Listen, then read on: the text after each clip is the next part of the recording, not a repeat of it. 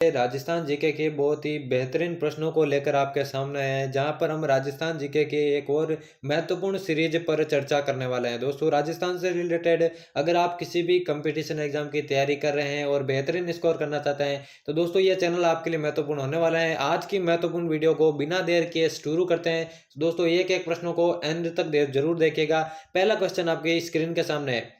पूर्ण राजस्थान में बहने वाली सबसे लंबी नदी का नाम है, यानी कि ऐसी नदी जो केवल राजस्थान में ही बहती है, वो सबसे लंबी नदी। पहला है माही, दूसरा बनास, तीसरा बाणगंगा, चौथा है लूणी। कौन सी आपका राइट आंसर हो जाएगा? दोस्तों, पूर्ण रूप से राजस्थान में बहने वाली सबसे लंबी नदी आपकी बनास नदी हो जाएगी, जबकि राजस्थान में बहने वाली सबसे लंबी नदी का पूछे तो वो चंबल होगी। ठीक है ना? दोनों प्रश्नों को अलग से समझेगा। इसका आंसर बनास होगा, दूसरा ऑप्शन बिल्कुल करेक्ट हो जाएगा। बढ़ते हैं अगले प्रश्न की ओर। राजस्थान का भीष्म पितामह किसे कहा जाता है? पहला है राणा सांगा, दूसरा राणा कुंभा, तीसरा कुंवर चुंडा, चौथा है राणा लाखा। कौन सा आपका राइट आंसर हो जाएगा? इस प्रश्न के राइट आंसर की बात करें, सभी अभ्यर्थियों को कमेंट में आंसर देना है। राजस्थान का जो भीष्म पितामह है दोस्तों, कुंवर चुंडा को कहा जाता है। तीसरा ऑप्शन बिल्कुल आपका करेक्ट हो जाएगा। अगला प्रश्न दोस्तों, गिद्दड़ नृत्य का संबंध किस स्थान से है? गिद्दड़ नृत्य का संबंध किस स्थान से है? पहला ऑप्शन है मेवाड़, दूसरा बीकानेर, तीसरा है शेखावटी, चौथा है जयपुर। कौन सा आपका राइट आंसर हो जाएगा? सभी को आंसर देना है। बात करें दोस्तों गिद्दड़ नृत्य की, तो ये प्रसिद्ध है दोस्तों आपके शेखावटी क्षेत्र में। ठीक है ना? चूरू, सीकर, झुंझुनू तीन जिले शेखावटी क्षेत्र के अंतर्गत आते हैं। सी ऑप्शन बिल्कुल आपका करेक्ट हो जाएगा। अगला है दोस्तों, दादू पंथ का प्रमुख केंद्र कौन सा है? ठीक है ना? दादू पंथ की स्थापना संत दादू दयाल ने की थी। ठीक है ना? जिनका जन्म आपको मालूम है अहमदाबाद के अंदर हुआ था। तो दादू पंथ का प्रमुख केंद्र पहला अजमेर, दूसरा पीपासर, तीसरा भीनमाल, चौथा नारायणा। राइट आंसर कमेंट करना है। इसका राइट आंसर की बात करें तो दोस्तों दादू पंथ का जो प्रमुख केंद्र है वो नारायणा में स्थित है। डी ऑप्शन बिल्कुल करेक्ट हो जाएगा। अगला देखें दोस्तों, बाण माता किस राज परिवार की कुलदेवी थी? ठीक है ना? बाण माता किस राज परिवार की कुलदेवी थी? पहला है मेवात, दूसरा जयपुर, तीसरा मेवाड़, चौथा है नागौर। कौन सा आपका राइट आंसर हो जाएगा? बाण माता के बारे में पूछा गया है, तो दोस्तों मेवाड़ राजवंश की। ठीक है ना? मेवाड़ राजवंश की कुलदेवी थी बाण माता। अगले प्रश्न की ओर बढ़े। बांसवाड़ा का मानगढ़ धाम किस समुदाय से संबंधित है? दोस्तों एक एक प्रश्न महत्वपूर्ण है, एक एक प्रश्न का आंसर आप देने की कोशिश जरूर कीजिएगा। बांसवाड़ा का जो मानगढ़ धाम है कौन से समुदाय से संबंधित है? पहला है मीणा, दूसरा भील, तीसरा गरासिया, चौथा है सहरिया। मानगढ़ धाम के बारे में पूछा गया है, तो दोस्तों वो प्रसिद्ध है भील जनजाति से संबंधित। ठीक है ना? दूसरा ऑप्शन बिल्कुल आपका करेक्ट हो जाएगा। अगला दोस्तों, राजस्थान की मरुभाषा कहलाती है। ठीक है ना? राजस्थान की मरुभाषा किसे कहते हैं? पहला मेवाड़ी को, मारवाड़ी को, ढूंढाड़ी को या फिर मेवाती को। किसे राजस्थान की मरुभाषा कहते हैं? तो दोस्तों राजस्थान में सर्वाधिक बोले जाने वाली जो भाषा है वो मारवाड़ी है, और इसी को जो है राजस्थान की मरुभाषा कहा जाता है। दूसरा ऑप्शन बिल्कुल करेक्ट हो जाएगा। अगला है दोस्तों, उच्च न्यायालय का, ये पॉलिटिक्स से संबंधित है। पॉलिटिक्स से संबंधित हर बार प्रश्न पूछे जाते हैं, किसी भी एग्जाम को देख लीजिए। उच्च न्यायालय का न्यायाधीश अपना त्याग पत्र किसे देता है? पहला मुख्यमंत्री, दूसरा राज्यपाल, तीसरा राष्ट्रपति, चौथा उपराष्ट्रपति। पूछा गया दोस्तों उच्च न्यायालय का न्यायाधीश। अब बात करते हैं दोस्तों, चाहे उच्च न्यायालय का न्यायाधीश हो या फिर उच्चतम न्यायालय का न्यायाधीश हो, सभी जो अपना त्याग पत्र है वो दोस्तों राष्ट्रपति को ही देते हैं। ठीक है ना? सी ऑप्शन बिल्कुल आपका करेक्ट हो जाएगा। अगले प्रश्न की ओर बढ़े दोस्तों। अगला प्रश्न है, राजस्थान वित्त निगम की स्थापना कब की गई? राजस्थान वित्त निगम की स्थापना, चार ऑप्शन दिए गए हैं। पहला 1955, दूसरा 1956, तीसरा 1960, चौथा है 1958। राजस्थान वित्त निगम की बात की गई है दोस्तों, तो इसका जो राइट आंसर हो जाएगा वो हो जाएगा 1955। ठीक है ना? पहला ही ऑप्शन बिल्कुल आपका करेक्ट हो जाएगा। अगला दोस्तों, निम्नलिखित में से कौन सी रचना मीराबाई की है? साहित्य से संबंधित प्रश्न है। कौन सी रचना इनमें से मीराबाई की है? पहला सखी, दूसरा बीजक, तीसरा सबद, चौथा है पदावली। दोस्तों ये तीनों तो आप देख सकते हैं, ये तीनों तो मीराबाई की रचना नहीं है, लेकिन जो चौथी है पदावली, वही आपका राइट आंसर हो जाएगा। पदावली जो है मीराबाई की रचना है, इसलिए चौथा ऑप्शन बिल्कुल करेक्ट हो जाएगा। दोस्तों वीडियो को एंड तक जरूर वॉच करना है, और अभी तक आपने चैनल को सब्सक्राइब नहीं किया तो जल्दी से सब्सक्राइब करके बेल आइकन को प्रेस कर देना, क्योंकि इसी तरह की महत्वपूर्ण वीडियोस आपको आगे भी देखने को मिलेगी। और जो भी नोटिफिकेशन वगैरह कंपटीशन एग्जाम से रिलेटेड आते हैं उनके बारे में सर्वप्रथम जानकारी इस चैनल पर आपको मिलेगी। तो चैनल को सब्सक्राइब जरूर करना है। 11वां प्रश्न है, मारवाड़ हितकारिणी सभा का गठन किसने किया था? पहला चांदमल सुराणा, दूसरा माणिक्यलाल वर्मा, तीसरा हरिभाई किंकर, चौथा जयनारायण व्यास। इनकी फ्री में पीडीएफ प्राप्त करने के लिए आप टेलीग्राम चैनल को ज्वाइन कर सकते हैं। टेलीग्राम चैनल की जो लिंक है वो डिस्क्रिप्शन में दे रखी है, वहां से जाके आप टेलीग्राम ज्वाइन कर सकते हैं फ्री पीडीएफ प्राप्त करने के लिए। इसका जो राइट आंसर होगा दोस्तों, चांदमल सुराणा ने आपके जो है मारवाड़ हितकारिणी सभा का गठन किया था। पहला ऑप्शन बिल्कुल करेक्ट हो जाएगा। अगला दोस्तों, कौन सा आभूषण सिर पर नहीं पहना जाता है? पहला मेमंद, दूसरा बोर, तीसरा रकड़ी, चौथा कंदोरा। तो दोस्तों ऊपर के जो तीनों आभूषण है वो सिर में पहने जाते हैं, चाहे मेमंद हो, बोर हो या फिर रकड़ी। लेकिन जो चौथा ऑप्शन है कंदोरा, वो सिर का आभूषण नहीं है बल्कि कमर में पहना जाता है। चौथा ऑप्शन बिल्कुल आपका करेक्ट हो जाएगा।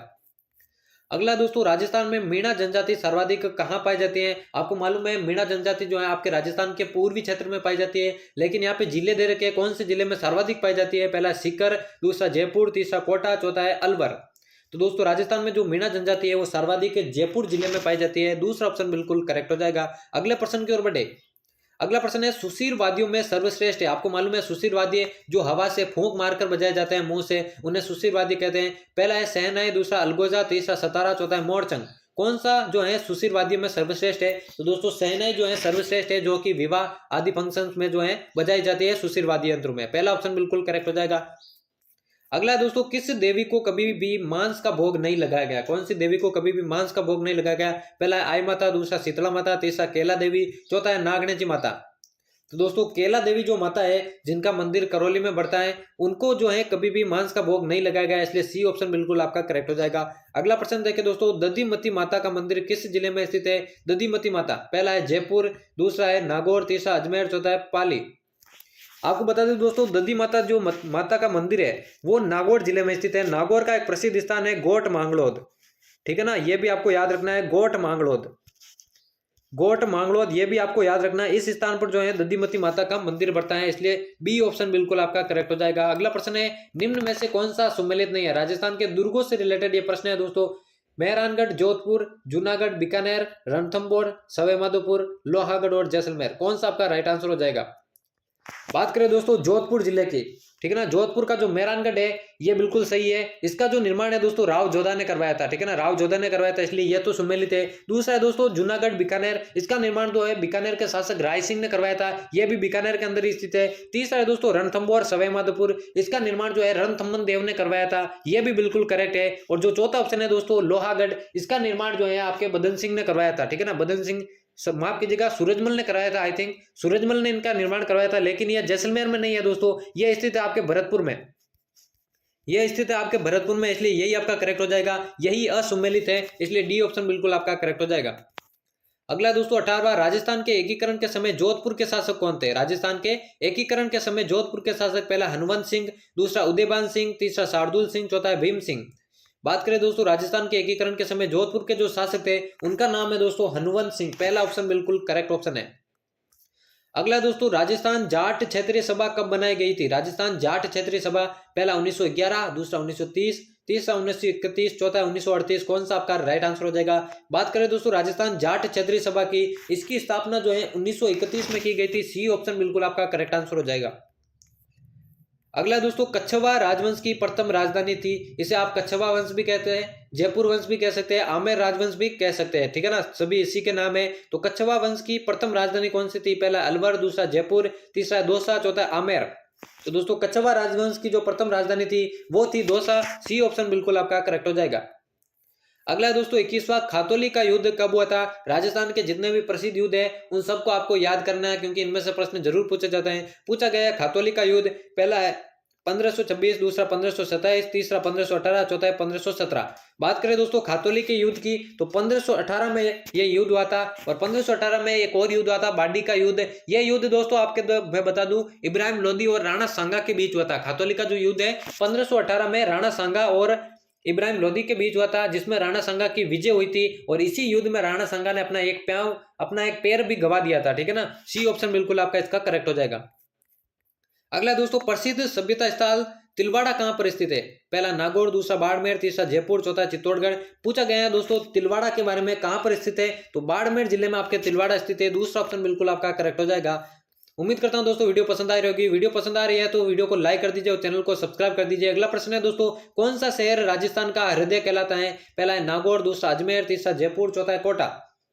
बात हो रही है दोस्तों राजस्थान के हृदय की, तो अजमेर जिले को आपका जो है राजस्थान का हृदय कहा जाता है, क्योंकि बीचों बीच में यह है, ठीक है ना, बी आपका बिल्कुल राइट ऑप्शन हो जाएगा। अगला प्रश्न देखिए दोस्तों 24वां है, राजस्थान में ये दोस्तों जनसंख्या से रिलेटेड है, ठीक है ना, जनगणना से रिलेटेड है, जनसंख्या से रिलेटेड है। राजस्थान में 2011 में महिला साक्षरता दर कितनी रही थी? सेकंड ग्रेड 2011 में आया हुआ प्रश्न है। 2011 की जनगणना के अनुसार आपको बताना है, पहला 66.0%, दूसरा 79.2%, तीसरा 52.1%, चौथा है 76.38%।